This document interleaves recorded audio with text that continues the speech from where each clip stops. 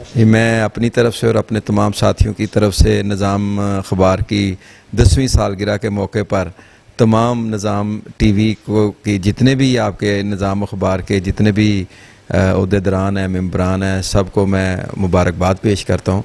और आपने मुझे एक एजाज़ी शील्ड से नवाजा, उसके लिए मैं आपका बहुत मशकूर हूँ, बड़ा ममनून हूँ और आपका तहे दिल से शुक्रिया अदा करता हूँ जी।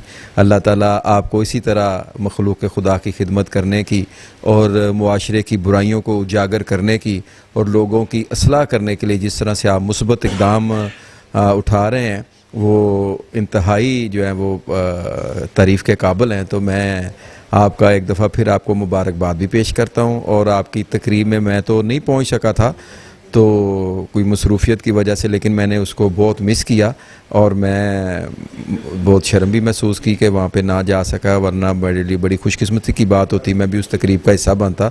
इंशाल्लाह ज़िंदगी है, नेक्स्ट टाइम जो भी कोई प्रोग्राम होगा मैं इंशाल्लाह उसमें पार्टिसिपेट करूँगा। और जिस चीज़ को आपने इन्वाइट किया तकरीबन मैक्सिमम लोग वहाँ पर तशरीफ़ लाए, जिससे आपकी हौसला अफजाई हुई। तो मैं एक दफ़ा फिर आखिर पे आपको मुबारकबाद के साथ आपका शुक्रिया अदा करना चाहूँगा जो शील्ड आपने मुझे दी।